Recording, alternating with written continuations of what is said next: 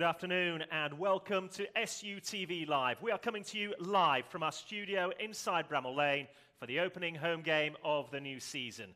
Millwall are in town, fresh off of an opening weekend win over Stoke. The Blades back on home soil, looking for that first victory of the campaign. Paul Heckingbottom has some new faces available to him today.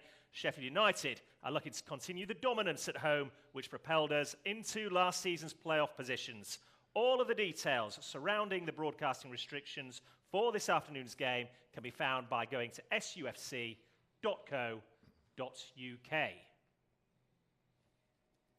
A very good afternoon. Welcome inside our studio. We're delighted to be preparing for another home game. A crowd around 28,000 fans expected inside this stadium come kick-off a little under an hour away from now.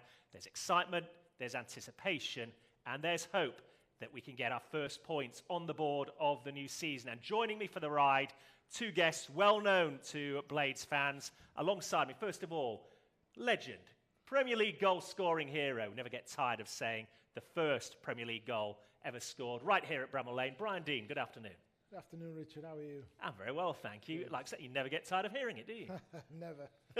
And alongside you, the man who always keeps us on the straight and narrow, the rock in our defence, Kevin Gage. I'll take that. I'm happy with that. That's I thought so. We thought long and hard about that build-up for you this afternoon, Gagey. Gents, I did say there we're excited to be back at home, and that in part is because we were so strong at home last season. Start with you, Gagey. You watched the game on Monday night. How important after that result do you think it is that we do get to play in front of the home fans today? Yeah, the first home game of the season is absolutely vital. Kind of sets the tone, doesn't it, for the first month or two? And it would have been nice to play the first home game of the season at home. The first game of the season at home, but we'll take having to wait a week or two. Yeah, it's a difficult start, to be honest, because Millwall, one of those awkward to play against sides. You know what you're going to get from Millwall. They're going to be in your face, they're going to be strong, and they're going to be physical. And it's up to us to impose our game and just overcome that. Yeah, well, we'll take a look shortly at the form at the end of last season, because Millwall weren't a million miles behind us in the table when it was all said and done, Brian. But coming off the back of a game against Watford, freshly relegated, but with plenty of talent in the side, I guess the comfort of being at home and knowing your surroundings and what you're going to get is going to be important today. Yeah, definitely. I mean, look, Watford, one of them teams, we know that they came down. If you look at Watford, you would say that they're going to be up there. They look like a very strong team. And it was a difficult start, but it's good to be back here, albeit another tough game at home. It hasn't been an easy start by the standards of looking at the fixture list, but it's a good game to win today. I think that, if we can get a good result today, I think that everybody will be thinking, right, okay, a slight blip away from home, but, we've got a very good squad as well. We brought in, some excellent players on loan, and there's going to be good competition for places. Well, we're going to talk about that in a little while, but first of all, I want to draw your attention to today's programme. There we are. You'll notice there's a very festive scene on the front of it. That is because 30 years ago today, Harry Bassett was the manager here, and he brought Christmas forward because, chaps, you were part of those squads. Sheffield United didn't really start the season till Christmas, so is that an omen for what we're going to see this season? We're hoping not, Gagey. Well, yeah, it'd be nice to start winning before Christmas. Yeah, I think that hoodoo's put to bed now, but it was a long time ago. But it was funny at the time, and Sky made a big thing of it as well. And we all kind of joined in with it. There's a bit of a piece in the programme, yeah. And we had a proper Christmas party on the week leading up to the first game of the season, which was Man United at home. I mean, it doesn't really get any bigger than that. How did that result go? Well, we won the game. So I'm not saying it was everything to do with the Christmas party, because we had a very good team back then, with this man up front and scoring the goal. So we had a decent team, and we thoroughly deserved the victory. Well, if we could take another look there, get closer, right there, the poster boy for that Sheffield United team, one Brian Deane. Yeah. You likes the camera by the looks of that, Brian. Looks like me at Christmas last year. I went away for Christmas. But they were great. Harry was very innovative when it came to things like that, and we obviously the season before you were there, weren't you, Kevin? Yeah, we were bottom of the league at Christmas, weren't we? Yeah. But after Christmas, the way we performed, we'd have been in the top sort of like 6 or 7, wouldn't we? So it's just a little bit of psychology, a little bit of fun, and look, it does no harm, does it? Absolutely not, especially if it has the desired effect and we get a win for the homeboys this afternoon. Sheffield United, of course, have had mixed fortunes on the opening games of the season if we go back over the last 22 years or so. Let's have a look at this graphic, fellas. 22 games over the course of that time since the turn of the century. Be fair to say, League One, bottom right there, very successful, just the 1 defeat, 4 wins. In the Championship, Kevin, it's been a little bit more mixed. Yeah, first time I've seen that graphic, so I just need to digest it. Test your eyesight there. Yeah, I mean, that's not too bad a record, to be honest, is it? I thought it could have been a lot worse than that. But, 10 games won in the opening home game, I should say. As I said earlier, it's not absolutely crucial that you win your first home game, but it just sets up the first, couple of weeks, first couple of months of the season. You'd like to get a bit of momentum going. If you remember last year, our first home game was Birmingham. We completely mullered Birmingham. We completely outplayed them and lost the game 1-0. So it swings and roundabouts. Yeah, we'd all like to get the victory. But I just feel we need to get something out today. After the reverse at Watford, it would be nice to get points on the board and get going today. Yeah, I know Mark Duffy was alongside you on Monday night in the studio, wasn't he? And he did point out that in his time here, 2 games in the Championship, Sheffield United lost the season openers, and it meant nothing for the season ahead. We like to analyse these sort of stats, Brian, but it's a 46-game season, isn't it? It is, and you know what? If I look back to last year, and Kevin's pointed out the Birmingham game, I think we did it together, didn't we? And I feel more comfortable and confident with the fact that we're going into the season with the, knowing that Paul Heckingbottom did what he did at the end of last season. Last year we talked about Slav and we said, well, give him time. We know what he's done, and he just couldn't get it right, could he? But I think the players who have been brought in know that they're playing within a system that might change a little bit, but by and large is what we've been doing down here for the last 4 or 5 seasons. Well, let's take a look at the Championship table as it finished last season. This really highlights what we touched upon a little while ago. Sheffield United there finishing 5th with 75 points. But you see 4 places below them, Millwall 9th, 69 points. Looks a healthy gap, Kevin, but with 3 games to go, they were 1 result behind us. That was it. Yeah, they had a good run at the end of last season, didn't they? They were kind of mid-table all the way through, and then they picked up a few points. And you're right, for a while it looked as if they were just going to sneak in and just fell away at the end. They're, as I said earlier, they're always a side you don't want to play. I mean, as the cliche goes, no one likes them. You don't like playing and they Millwall. Don't care. They certainly don't care. They've been a bit of a bogey side as well for us. We remember the game last season. I know we're going to show a few highlights later. They've been a bogey side for us for a while now, and it's games, run-of-the-mill games like these that you look at it on the fixture list and you think, oh, no worries there. It's not as if you're playing a Norwich or a Watford or one of the top 6 or one of the sides you expect to be in the top 6. Millwall, one of those sides you think, oh, we'll win that one, no problem. And they usually do create problems, and they're difficult games to win. And no disrespect intended to Stoke, but if you say that they're going to be a yardstick team in the Championship this year, they beat them handily last week, which tends to suggest they're going to be competitive this time around, Brian. Yeah, definitely. I mean, Millwall are one of them teams, Kevin's touched on it again, they want to creep along. You get them away from home, nobody likes playing against them, and they grind out results, and then at home they do the same. They're horrible to play against, just on reputation alone. I'm not saying, that they don't play good football. I'm just saying that they kind of breed intimidation into the opposition. So, it's all everybody knows when you play Millwall, it's never going to be an easy game. And so, psychologically, from the player's point of view, you lose against Watford, and then you've got Millwall at home. You have to get focused for a game like this. Yeah, and as we know from the way the Blades started last season, it's not performances that count, it's results. And Millwall, quite frankly, won't really care how they get them as long as they do. Okay, let's take a look at the starting 11 for Sheffield United this afternoon. That dropped just as we came on air. Here is your starting lineup. 2 changes to that starting 11. Obviously, Ender Stevens is out injured, so we'll see Reece Norrington-Davis move to left wing-back. That means a debut for the new signing over the summer, centre-half, Anil Amahodic, which Kevin Gage reliably tells me is how you pronounce it. Are we with that, Kevin? Yeah? You've got it spot on. I like that. Richard. That's good. And Rhian Brewster returns to lead the line. Daniel Jefferson drops to the bench. What are our thoughts? Well, it's the team that I think, bar Norrington-Davis, but it's the team that I think Hecky would have wanted to start against Watford had everybody been available and fit and not suspended in Armhodic's case. So the toss-up was who to play at left wing-back. And it's the tried and trusted system that we all know. I think Kieran Clark will be happy to play on the left side of central defence because he was moved over because of circumstances to the right side against Watford, and to be honest, he struggled badly. So he moves to the left. You've got Armahodic coming in on the right, and he is a special player. He's a very, very good player, and we're going to talk about him later. Apart from that, it's the usual midfield. Sander Berger on the right-hand side. Flecky's kept his place after an indifferent display at Watford, to be honest. And Norwood, although he was taken off against Watford, I think at home he's crucial to the way we play.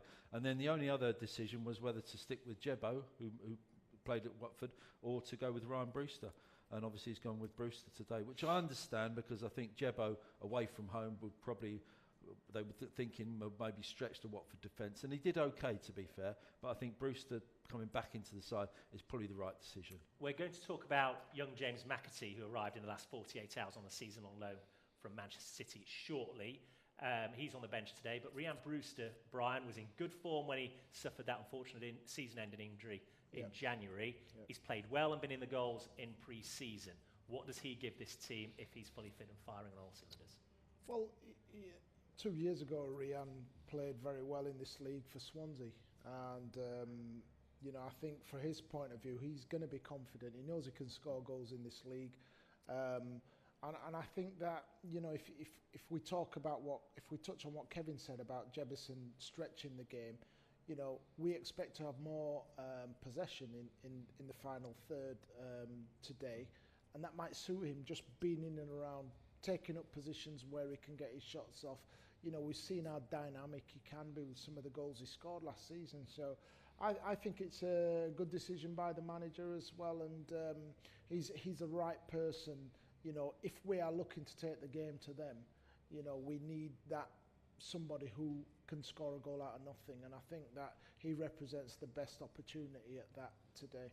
Yeah, absolutely. Okay, let's take a look at the camp. Let's hear from them for the first time this afternoon. Just before we came on air, we got a chance to speak to Reece Norrington-Davis. It's great to see you. Obviously, I imagine everybody's thrilled to be back at Bramall Lane. Looking forward to playing once more in front of these fantastic fans. Yeah, obviously looking forward to the game. Obviously back in front of the crowd at Bramall Lane. Atmosphere will probably be buzzing out there as usual. So obviously we're going to go out there and put on a show for the fans. Obviously, disappointment of Monday night's result won't have been lost on anybody. But coming back to Bramall Lane, where you were so strong last season, that must give everyone a huge lift, doesn't it? Yeah, no, of course. Obviously, Monday night was disappointing. Obviously, we can't dwell on that now. That was the first game. Obviously, we put it right today. And as you say, we've obviously strung our form at home last season was strong. So we need to start well today. Now, I've got to ask you about a debutant today. We're calling him Anil in the studio here. How do you pronounce his surname? Oh, I don't even know where to start. We just call him Anil, so yeah. Keep it simple. Yeah, keep it simple. Brilliant. And what's the approach to today's game? Because obviously Millwall started well themselves last weekend. They weren't that far behind you in the league table when things were settled last season as well. They're going to provide a stiff test, aren't they? Yeah, and obviously they're a good side. It'll be a tough game today. Obviously, we know their strengths, but obviously we're at home, so we just need to go out there and focus on ourselves and do what we need to do and get the job done. And what's your approach from the start? Go for it. Go for it. Obviously, press high and just obviously take the game to them. That's brilliant. Well, we wish you the best of luck. Thanks for taking the time to join us, Reece. Go well today. Yeah, cheers. Thanks, Richard. Simple philosophy. Just go for it. We can all get on board with that. And Gagey, I know you've got the pronunciation of Anil's surname down to a T, but we had it there from Reece Norrington-Davis. We're just calling him Anil. Call him what you like, I don't care as long as he gets a shirt. But I'm pleased Norrington-Davis playing today because he played, no, I was going to say okay, he played better than okay. I thought he played very well at left centre-back, which is a strange position for him. So he's back to his normal wing-back spot today, and I think he deserves his place today. Yeah, absolutely. Okay, let's take a look back then to Monday night's game. It was the opening fixture of the new season, and the Blades were away from home at Watford. The new Sky Bet Championship season is upon us. Here's Njai. Squeezes the pass through to Norwood. Now there's a bit of space for Berger. Courage to drive forward. That took a deflection. That could have been awkward. Norwood now for Berger. Good build-up play this from United. Space on the right-hand side for Baldock. Here he is. Measures the cross. White comes to the far stick. Jefferson was lurking. Jefferson with an effective flick, and Njai's chasing this. There's a real tussle. Njai's in here. Sema up against George Baldock. It's a decent ball in. It's a fine stop from Wes Foderingham. Here's Berger. Maybe United can break here with George Baldock. Slips in a decent looking ball. Jefferson took it early. Norwood delivers. Egan's got space here. Somehow the ball has found its way through. And Sarr with a low cross. Chance here for Watford. And there's the opening goal. João Pedro, the scorer. United will be disappointed in the manner of the strike. Bladed on the counter. But there was an opportunity to clear there. And Njai turns well. Brings Fleck into the attack. Fleck from a long way out. Deep corner. Kept alive in there. Might break for Sander Berger. Just wouldn't drop for him to have a shot. Space here for Egan. Fleck. Norrington-Davis points to where he wants it. He's going to get it. Norrington-Davis on the charge. Can he keep it in play? He can. In goes the cross. Backman was out. Up towards Egan, who wins it. Might come down for Berger. Sander Berger, can he get out of his feet? There is the full-time whistle. So a 1-0 away defeat to kick off the new campaign. Not the ideal result, certainly not the result that everyone associated with the Blades was hoping for on Monday night. But it was a game, of course, that saw Paul Heckingbottom have to deal with some last-minute changes. So what were his thoughts on that performance? We caught up with him immediately after the game. We knew it was going to be a difficult place to come regardless, and we stuck at it and had a good goal. And yeah, we're really disappointed to not take something out of it. Probably the only criticism, because like I said, the effort was there, the commitment was there to the cause, but the only criticism was we were a little bit shot shy. And as subs, we were always going to be attacking players in that situation and what we had on the bench. But I would have liked us to put the ball in the box a bit more, risk possession that little bit more. That's not taking anything away from Watford and how they defended once they took the lead, but yeah, that would be my only criticism. Because actually, if you look at the kind of good chances that they had, they were few and far between, which makes the goal even more frustrating. Yeah, they were, but the game was exactly as we prepared for. We knew, and they've got some good front players. You could see it. That was their threat. We knew there'd be a threat on the counter. That individually and together, they've got big moments in them. You know, they had that in the Premier League. They wouldn't get it in the Premier League, those three on their own. But we also know that they've been relegated with them in the team, so we fancied his chances, and to be able to keep them quiet. And more often than not we did. So yeah, like I said, lots of positives in that respect and how we stuck at it. But disappointed with the goal for a couple of reasons, but it's just the way it goes. Disappointed with the goal conceded for a couple of reasons, but that's the way it goes. Kevin Gage, was that really Paul Heckingbottom summing up perhaps his frustration at some of the things he had to deal with selection-wise leading into the game, and just saying, look, we played pretty well, but didn't get the break when we needed? Yeah, I can only agree with him there. Yeah, the goals were, I think he's being kind. He could have been a lot harsher than that, because the goal was very, very poor. But it was disappointing to lose a goal like that after having played okay. Watford didn't take us apart in any stage of that game. They had a bit of pressure, as you'd expect from the home side, their first home game of the season. And second half, they piled on the pressure, but we dealt with everything that they threw at us. And as I say, it's just disappointing to concede a goal like that. But, not the end of the world, and we go again today. It's simple as that. Well, with Arnold coming into the side for his debut, it's a more settled back three that we go with this afternoon. Let's focus on the other end of the pitch. Brian, Illiman and Jai obviously had a strong finish to last season, rewarded with a starting role for this season and that opening game. What did we make of his performance?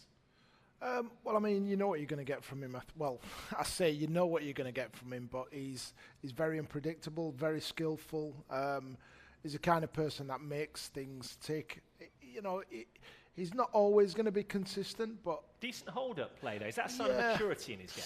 Well, it is. I mean, you know what you're getting in terms of he finds lovely pockets of space. It's what he gets to do once he's in those spaces, and he loves to have people working off him. So this was his one-half chance. Yeah, hit the target. Will he be disappointed not to have done better? I think so. He's done all the hard work, and then you expect him perhaps just to try and lift it, but he's got a low sense of gravity. But he was still unbalanced when he was taking the shots. So it's Kevin. We saw him grow as a player in the final 2 months of last season. You've seen him throughout pre-season as well this time around. Has he kicked on from that? He's looking far stronger as a player. His strength and his ability to hold off defenders and get out of tight situations is quite remarkable. It really is. His enthusiasm is fantastic. And I think this is going to be a huge season for him. I hope he gets lots of game time because he's only going to get better and better. He was probably our best performer against Watford, against three big, strong Watford defenders, and he was literally knocking them off the ball and holding the ball up brilliantly and twisting round. He should have done better with that chance he had. I think he'll realise that, and that's something he's got to get into his game. He's got to score a few more goals. He's just beginning to notch a few at the end of last season. But he's got all the ability in the world, and really, the sky is the limit for this kid. If he can, as you've said, if he can get into those positions and add goals to his game, I mean, what a player! Unbelievable. Yeah, he's creative himself as well, isn't he? And judging by the signings we've had this summer, he's likely to have chances created for him. Not least for Reda Kadra, who's arrived on a season-long loan. He came off the bench, Kevin, on Monday night. What did we make of the half an hour or so we saw of him? Well, it's very promising, isn't it? I mean, we know what he's all about because he absolutely ripped us to shreds when he played for Blackburn. So we know his ability. It's unquestionable what he's going to do on the ball. My issue is where's he going to fit into this side? We just talked about Njai and how good he is in that kind of floating role. Well, that's where Kedra plays, and we've also, got McAtee now because that's kind of where he plays. So there's so many options for Hecky. He came on and played largely down the left-hand flank on Monday night. Do we see him, though, more naturally on the right side? I would assume he can play both sides, to be honest.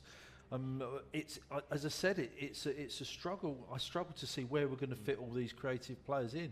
Something's got to give, because at the moment we've got a central striker in Jebo or Sharp or Brewster with a number 10. We seem to have signed 3 number 10s. Let's have a look at some of his stats here, because he's still only young. 30 first-team appearances total. 27 of those came for Blackburn last season. He's capable of scoring goals, Brian. He creates opportunities as well. He's a nice addition for Hecky to have. Yeah, I mean, you can't have enough good players in and around that area. You just wonder, by looking at that and what he brings, what Ndai brings, whether, I look further back and I think about Sanderberg, I think about what we're doing behind them.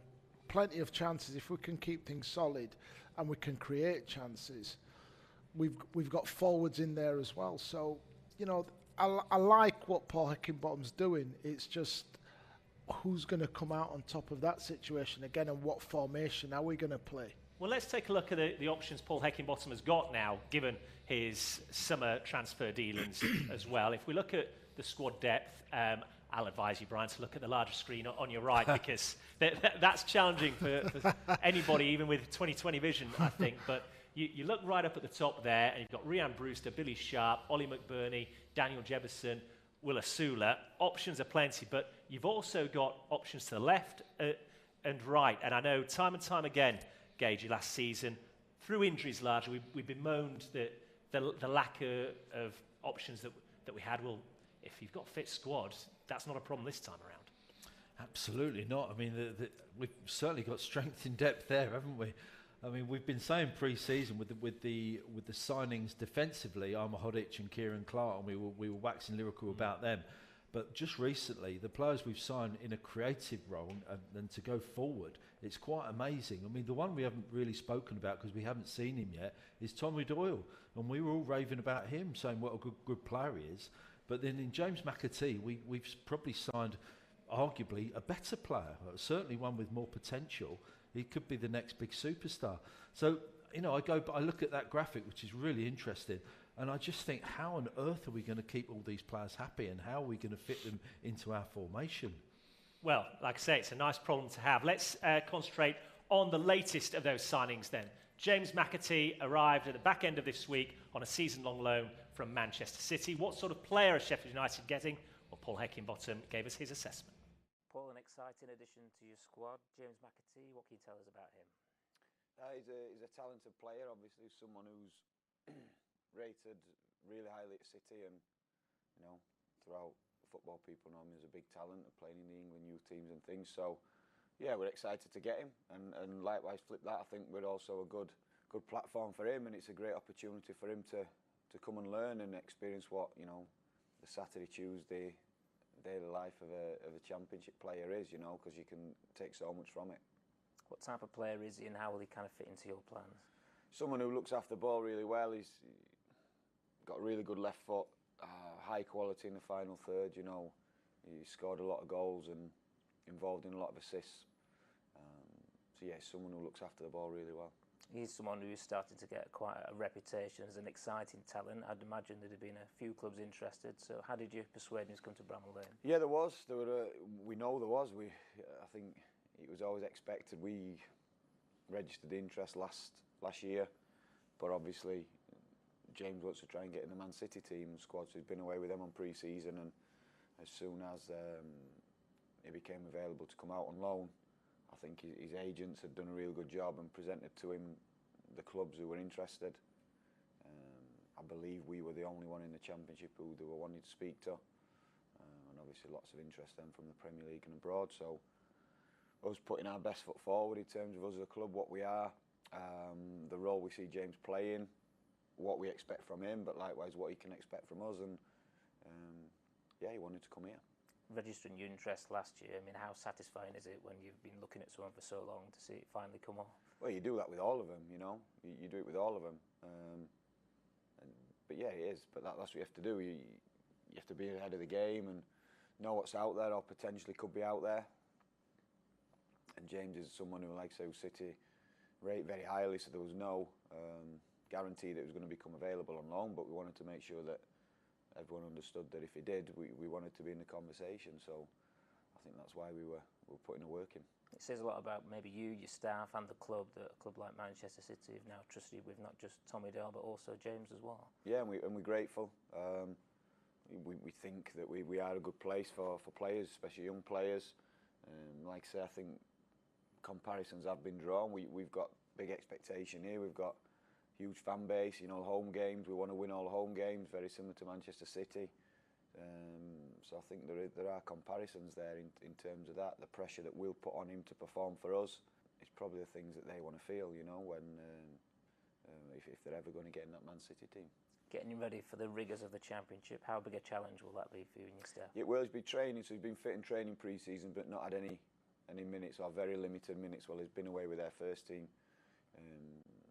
So it's just, yeah, him adjusting, getting used to it. His fitness will improve bit by bit, and at the same time, like I say, it's going to be adjusting to, I think, the pace and the cut and thrust of the Championship. And just finally, with James's addition, how pleased are you now with your options at the top of the pitch? Yeah, we've got plenty now. Like I say, we've got boys coming back from injury, which is important. Rhian's had a good pre-season in terms of keeping fit and available on the grass, got fitter and fitter. Bill's now back training. Ollie Mack's back training this week. Reader coming in the building, and again, someone who's missed pre-season but now started to get minutes. So yeah, it's important that we keep pushing them and building them and getting them stronger and fitter, because we're going to need them. We're going to need those options. We're going to need the options to change, and we need that competition as well. You know, everyone needs to be fighting and performing. So yeah, we look stronger now at that top end, which is really good.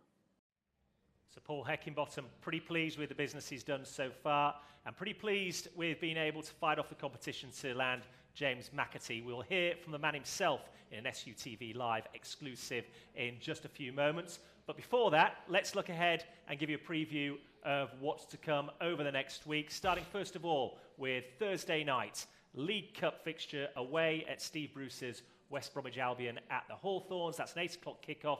SUTV Live will be on air from 7:30 p.m. And then it's back to the Championship next weekend on Sunday. And a big game up to the Riverside to take on former manager Chris Wilder's Middlesbrough. No doubt they'll be looking to make a push for the playoffs this time round as well. That is a 2 p.m. kickoff. SUTV Live is on air from 1 o'clock. And if all that isn't enough for you to digest, take a look at this. Todd Latte, Brother K.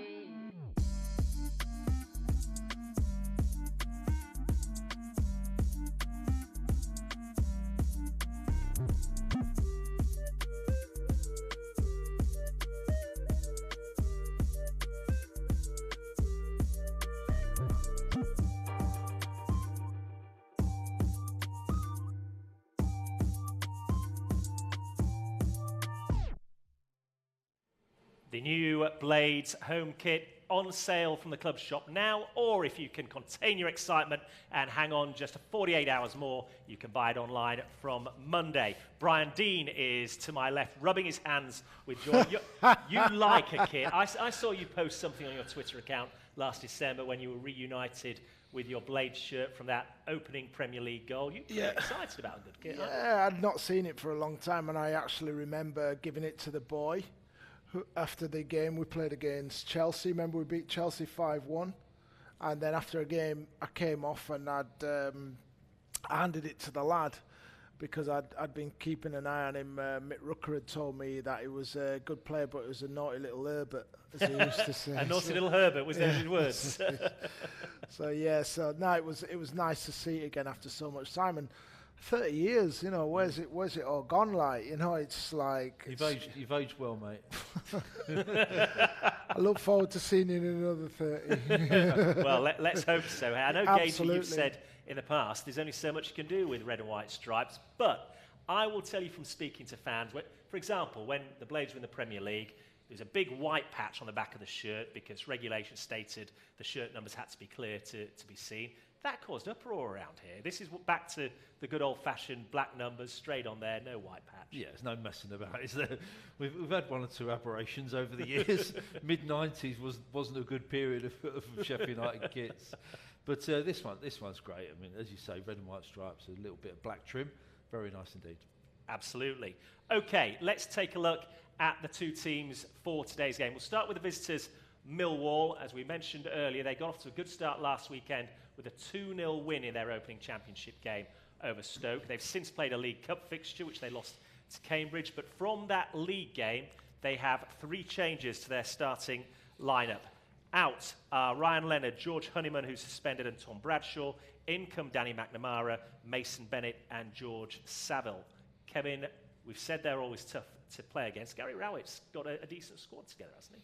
Yeah, he knows what he's about, and the players know what they're about. And as we mentioned earlier, they're in your face, and they're typical kind of Millwall team. The one name that all Blades hate on that team sheet is Jake Cooper, who, as I'm sure people will realise, has scored in every game he's played against us in the last 2 years. Yeah, including here late on last season, wasn't it? Exactly, yeah. So he's their captain, their kind of leader. And it all revolves around Benik Afobe, to be honest.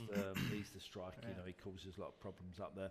Well, he's not massive. I don't think, I'm not expecting him to cause our defence any real problems, because I'm sure we can handle it. If anything, that causes problems. Yeah, maybe, yeah, but you know, I don't see anything to be unduly scared of. You know, if we can come out and play our game and impose the Sheffield United way of playing on the game and take a grip, you know, we're more than capable of beating Millwall here. Yeah, for me, it's always important that we tempo. You know, we're at home. We've got to dictate the pace, because teams will come here and they'll say, slow them down. You know, take your time with everything. And that doesn't play into our hands. So we've got to have people on the pitch who want the ball, you know, who are asking for the ball all the time. We get that. It's a different ball game. We've got the players who can excite. We've got players who can cause the opposition problems. So that's what, from my point of view, I think we need to think about the tempo. If we come out quickly, you know, and get on top of them, then I think that is going to stand us in good stead. And all that's important, and then the crucial other things important, especially against Millwall, is set pieces. I mean, they're so strong from set pieces, you know. So we have to be on our mettle there, and usually we are, to be fair. And I make the point again, you know, we've got Armour Hodic in the team, 6'5". You know, we've got some big lads now at the back. Sanderberger, 6'4". So we're not small. So we should be okay if we do our jobs. And we'll take a quick look as well at the pre-season form of today's visitors. They had a pretty solid pre-season, only lost one game, and then of course won last weekend. You can't read a lot into that, I know, but if you're Gary Rowett, you're pretty pleased with the way the graph's trending right now. Yeah, absolutely. I think, like you've said, you can't take too much out of pre-season. It's about getting players minutes, making sure that everybody comes together at the start of the season where they've reached a level of fitness so that they can do 90 minutes. But you know, the actual results are a bonus. You know, performances are more important than results in pre-season. Let's take a look then at your Blades team for this afternoon. We've already seen it once, a couple of changes with Rhian Brewster, and the man we're calling Anil, because we don't have the pronunciation skills that Kevin Gage has for his surname, quite frankly. But like we say, you're really impressed with what you've seen in pre-season from him, aren't you, Gage? Yeah, he's superb. I can't wait to see him on the pitch this afternoon. I think he'll get a great reception as well. Unfortunately, he's replacing one of my favourite Blades players ever in Chris Basham, but I do actually think he's an upgrade on Bash. You know, he does everything that Bash does, and he does it like a bit better with a bit more quality. So yeah, he's an all-round footballer. He's good on the ball. He's composed. He can pick a pass. He's a proper defender as well. He loves getting his long legs in the way of things and blocking things and slide tackles and things like that. So he's a proper defender and he can play football. Tell you what, he better be some player now after you've given him all of that. Well, I was thinking as you were talking there, that's high praise indeed, isn't it, Deane? Tell me about it, you know what I mean? I'm sat here quaking in my boots. Well, let's take a look at some of his stats then, because he does come into Bramall Lane with a high reputation. He's now a Bosnian international as well. Obviously, he's going to be a threat from set pieces. That gives us another dynamic to offer with a goal threat as well. But if he can deliver the quality of performance and consistency, Gagey, that we've seen from Bash over the years, then heck, he's made an astute addition here.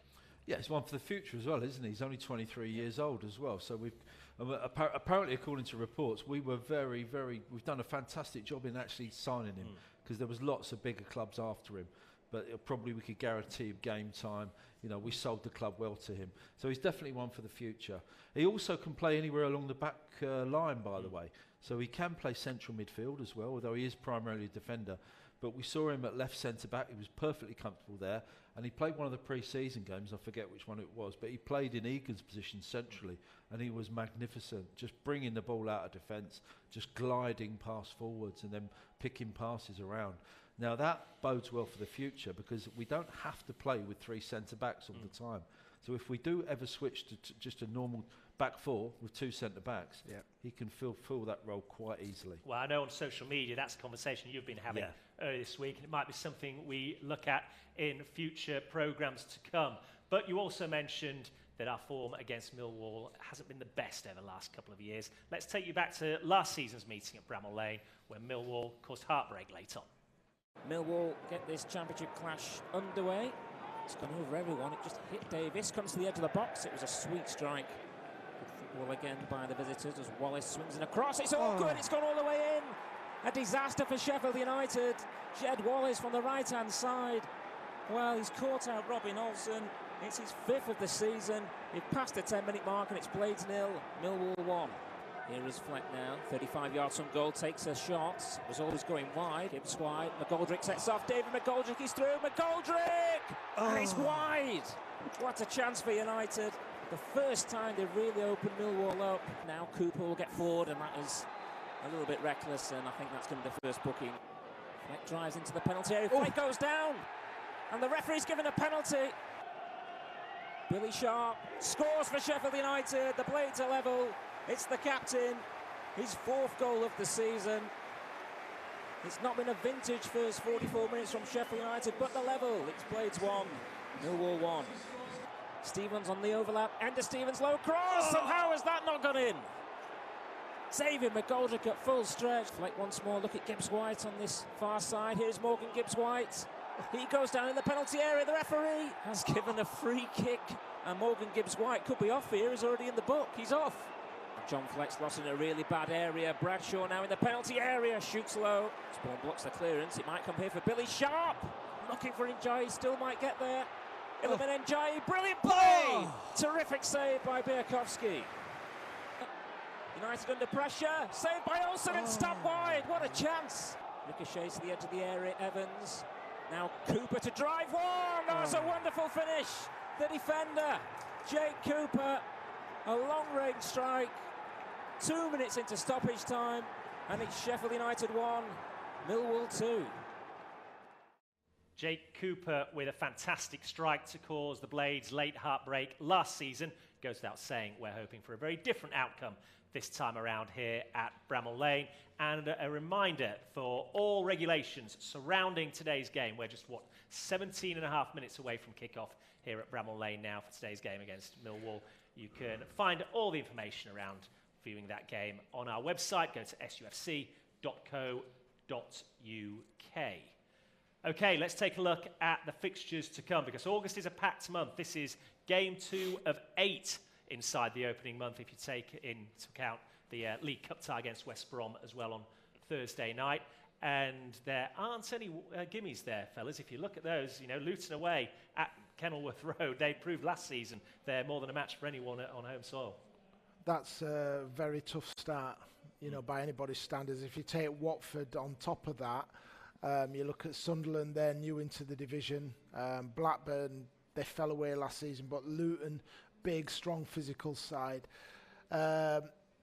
Next week's going to be interesting against Middlesbrough. I know Chris Wilder's going to have everybody fired up for that. Chris is going to be fired up for that. He knows all about this club.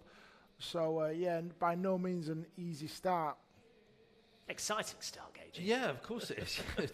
Bring the games on. We haven't had Come on! for 2 months. We haven't had any games for 2 months. Get them. I mean, I'm looking forward to West Brom, funnily enough, because I want to see James McAtee out there. I've seen little bits and bobs of him on YouTube. So I can't wait to see him in a Blade shirt, get him out there and see what he's all about.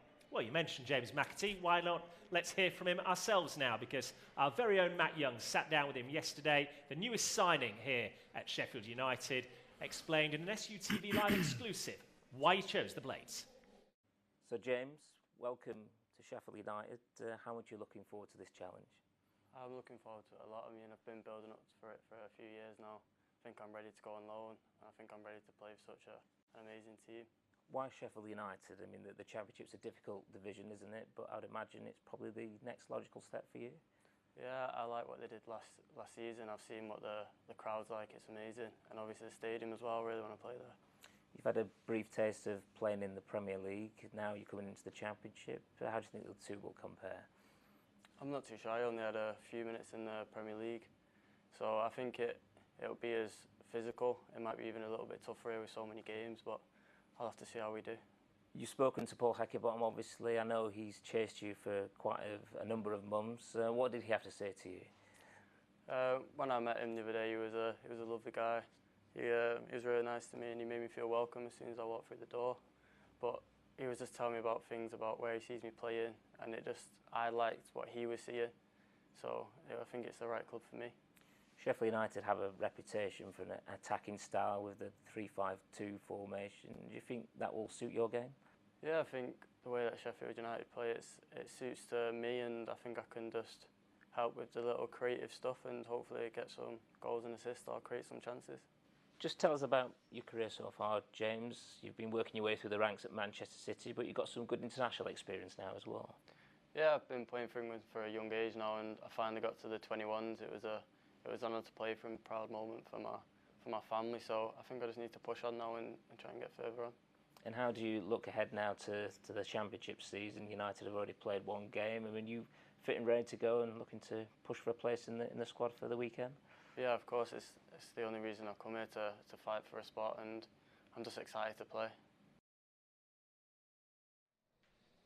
James McAtee, 19 years old, 5'6", but comes with a big reputation, as we can see from this graphic here. Gage already made his senior Premier League debut with Manchester City at Everton last November. He is very highly thought of. Yeah, I mean, those stats are really, really good, aren't they? When you consider he's not a striker as well, he's an attacking midfielder. They call him the Salford Silver, don't they, after David Silva of Man City. I mean, you can have no higher praise than Pep Guardiola thinking the world of you and putting you in the first team at such an early age. So as I say, I can't wait to see him on the pitch, and let's hope he's as good as everybody says he is. Well, he guided Manchester City's under 23s, I think it was, as part of the team to the League Two Championship last season. Yeah. Averaging a goal every other game from a deeper midfield role. Yeah. That's impressive by any stretch. Yeah, I mean, I suppose don't be fooled by his diminutive size. You know, anybody coming out of Manchester City with that reputation is going to be some player. You know, you look at Manchester City's side and you look at the likes of Silva, Foden, and the other Silva who was there before. These are proper players, and people like McAtee will have been looking up to those players, so they'll have picked up a lot of how they play, and that will be in a lot of their game. One thing that stood out to me when I was listening to that interview as well was he said that he spoke to Morgan Gibbs-White and Morgan sold the club to him. That speaks on two levels. One, to the experience that Morgan had here last season and how much he enjoyed it, but also the reputation that Sheffield United is now garnering amongst the top clubs in the Premier League. Yeah, it's a big feather in our cap, to be honest, that a player of that quality wants to come here. And he's not just going to come here just for an easy ride. You know, he's going to have to fight to get in the team. When he gets in the team, he's going to have to play well enough to stay in the team. And he's coming to a team very packed with very good players. So it's a test for him as well, and it's a part of his development. But you know that's all well and good. But what can he do for Sheffield United? You know, is he gonna be a brilliant addition to our side? And with stats like that, he's obviously got a goal in him. Whatever league you play, you have to be able to finish, and it looks like he can. And we heard from Hecky as well earlier, didn't we, that they'd had to fight off competition from other clubs. I believe Nottingham Forest were one of those that were involved from the Premier League. There were clubs overseas. And yet, James himself said, I wanted to come to Sheffield United. Yeah, I mean, let's be fair, this is a great club to be at. You know, it's had Premier League pedigree, so that will have been a consideration as well. Obviously, the way how the club is viewed outside of Bramall Lane will have made a contribution as well. So it's a great place. Morgan Gibbs-White had a fantastic season last year, and I saw today that his value they're turning down a value of 35 million quid, which is not a small amount of money. No, not at all, no. Kevin's got more down his sofa, but... he doesn't like to speak about it in public, yeah, Brian. That's right, yeah.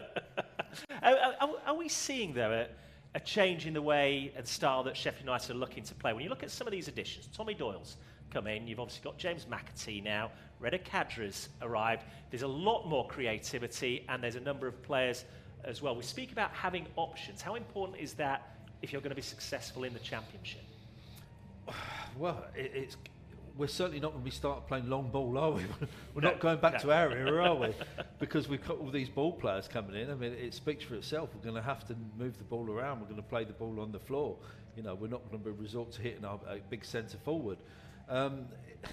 It's good. It does give Hecky lots of different options. I said it before, and I'll say it again.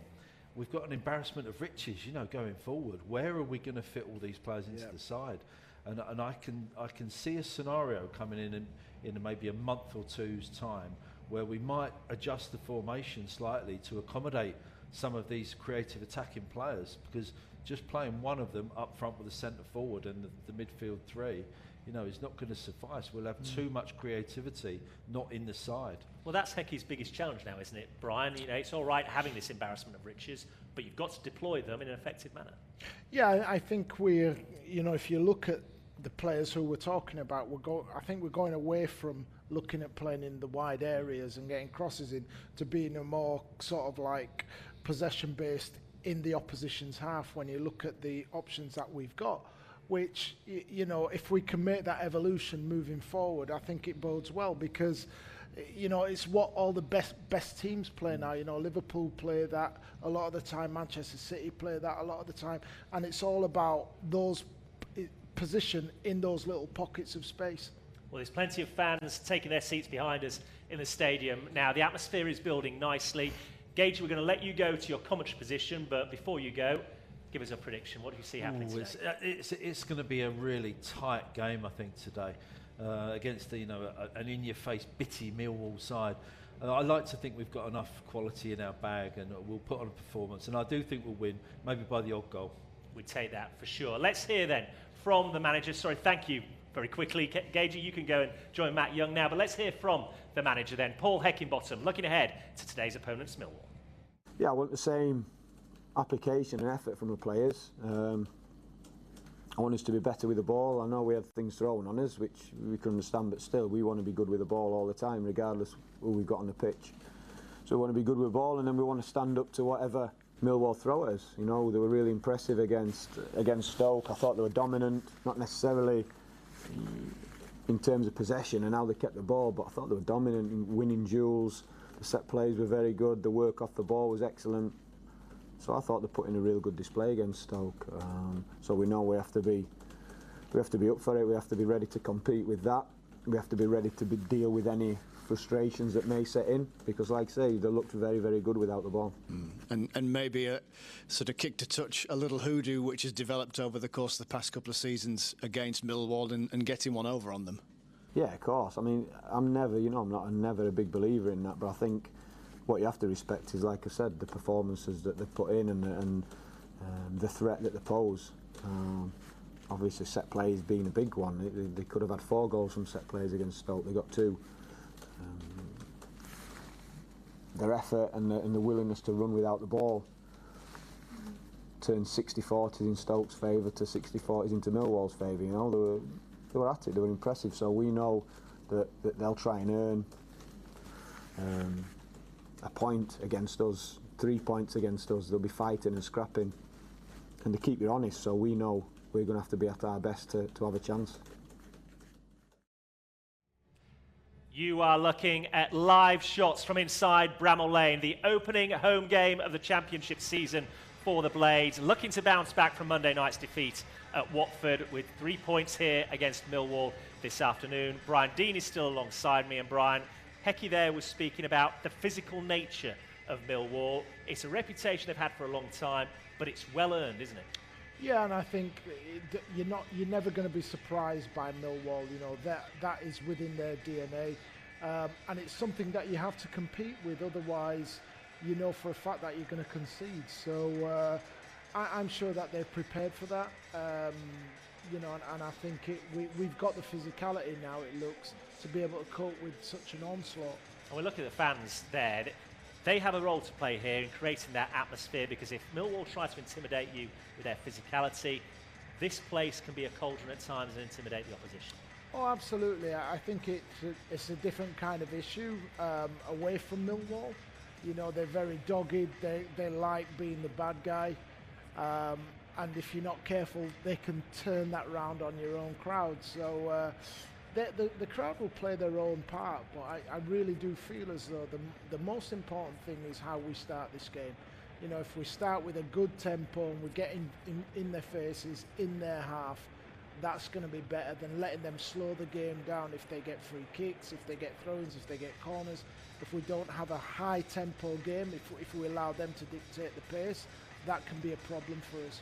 Talking of set pieces, both of Millwall's goals in the 2-0 win over Stoke last weekend were scored by their defender Creswell from set pieces. You look at our revamped back three now of Kieran Clark, Arnold, John Egan. Yeah. Those three men are going to have a big role to play if we're going to nullify that for it today. Oh, absolutely. It goes without saying, like we keep saying, that they are a problem. I mean, you know, the fact that the centre-backs come up, scored 2 goals, you know, that's probably no accident in terms of they've looked at him as the one person who if we can get him isolated, he's got a good reputation in the opposition box. So that also tells you that he's strong in their defensive box as well. So, you know, it's going to be a very interesting scenario to see how we break it all down. Well, we can see the players taking to the pitch. One final word from Brian Deane. How do you see it going? I see it being a by the odd goal as well. I'm thinking 2-1. I think they might take the lead, but then I can see us coming back and finishing the game strongly 2-1. Thrilling, exciting finish in store for us then. We would take that for sure. As we said to Kevin Gage, any margin will do, just as long as the Blades walk out of here with 3 points this afternoon. Without further ado then, the players are on the pitch, they're getting ready to get underway. Let's hand you over to our commentary team this afternoon. In a moment you'll hear from Kevin Gage, but first of all, let's take you to Matt Young. Thank you, Richard. Championship football returns to Bramall Lane for the first time this season as Sheffield United seek their first points